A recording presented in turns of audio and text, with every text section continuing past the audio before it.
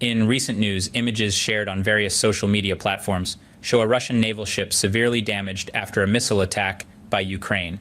The ship in the video is identified as an escort ship with missile capabilities belonging to the Project 22800 Karakurt class, which is being constructed at the GIP shipyard in the city of Kurt on the Crimean Peninsula. The extent of the damage to the Ascon, including its radar systems, was significant. At the time of the attack, the Ascon was under construction at the GIP shipyard. The exact casualties related to the attack on the Ascon are not yet clear, as the Russian Navy has not officially commissioned the ship for active service. According to reports, the Ascon is the latest version of the Karakurt class, featuring a stealthy design and the capability to carry 8 caliber cruise missiles. The damage to the Ascon appears to be extensive and may be difficult to repair and reuse, although the ship's hull seems to have suffered less damage. In a statement regarding the attack, the Ukrainian Air Force shared images of a Su-24 fighter jet armed with a Scap EG cruise missile, indicating the role of the Scap EG in the attack. This aligns with Ukraine's missile capabilities, as these missiles can target cities and ports located over 250 kilometers away from the eastern Ukrainian conflict zone. Previously, General Mykola Omedychuk, the Ukrainian Air Force commander, mentioned that a modern Russian warship was present at the GIP shipyard during the attack and could have been carrying caliber cruise missiles.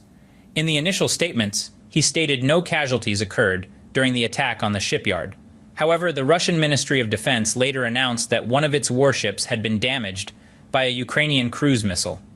They also claimed that their air defense forces had intercepted 13 out of the 15 cruise missiles aimed at the Zalev shipyard, with one missile successfully hitting the ship. Ukraine has recently carried out multiple missile and drone attacks on Russian targets in and around the Crimean Peninsula. In a recent development, the chair of the Commission for Gazan Affairs proposed 5 basic principles to guide the future of the Gaza Strip after the Israel-Hamas conflict ended. These principles include ending Hamas's control over the Gaza Strip, lifting the strict blockade imposed by Israel and Egypt since 2007, and providing a safe haven for non-governmental terrorists.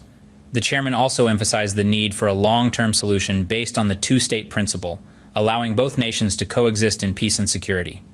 The chair of the Commission for Gaza Affairs also announced that the EU would provide an additional 25 million euros in aid to the Gaza Strip, bringing the total assistance in 2023 to 100 million euros. The EU is also exploring the establishment of a humanitarian corridor at sea, with Ship Island as the central hub for transporting aid to Gaza through the Rafah border crossing.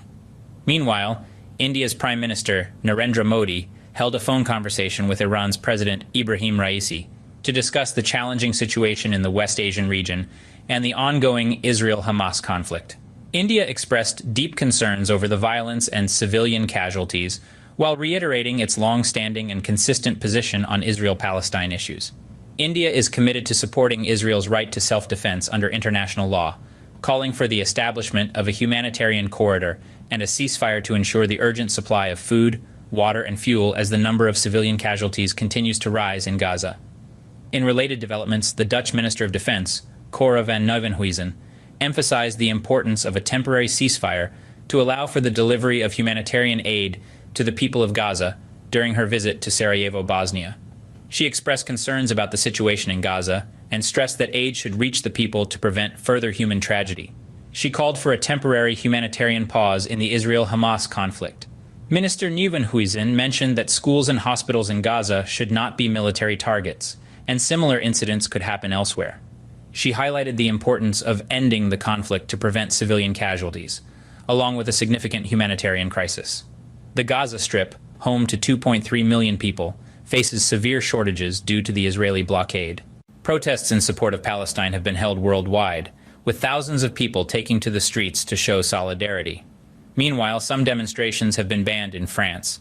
Additionally, India's Prime Minister Narendra Modi had a telephonic conversation with Iran's President Ebrahim Raisi regarding the critical situation in the West Asian region and the ongoing Israel-Hamas conflict. India expressed deep concerns about the violence and civilian casualties. Both leaders emphasized the need to prevent further escalation of the conflict and ensure humanitarian aid reaches the people in Gaza. The Israel Defense Forces, IDF, announced the successful interception of a perceived threat from Houthi forces in Yemen. While specific details about the incident are limited, it appears to be a situation in which the boundary between Earth's atmosphere and outer space, often referred to as the Kármán line, played a role. The IDF reported that they intercepted a ground-to-ground ballistic missile fired from Yemen towards Israeli territory, after it traveled approximately 1,600 kilometers from Yemen to the southern region of Israel. The IDF used the Arrow 3 missile defense system to intercept the projectile. This marks the first use of the Arrow defense system since the eruption of hostilities with Hamas in October. The Arrow defense system is known for its ability to intercept ballistic missiles outside the Earth's atmosphere. It provides comprehensive defense for strategic sites and densely populated areas. It can also target long-range threats, including mass destruction weapons. The Arrow system employs hit-to-kill technology to neutralize incoming missiles by launching vertically and moving towards the expected interception point. It is believed that the Houthi forces used a laser guidance system for the missile to evade other missile defense systems, prompting Israel to deploy the Arrow system. In addition, the IDF claimed that this successful interception demonstrates Israel's advanced capabilities in defending against ballistic missiles in various ranges. The situation in the Middle East remains complex and volatile, with Israel facing threats from multiple directions, including Hamas to the east, Hezbollah in Lebanon to the north, Syrian forces to the west, and now Houthi forces in Yemen to the south.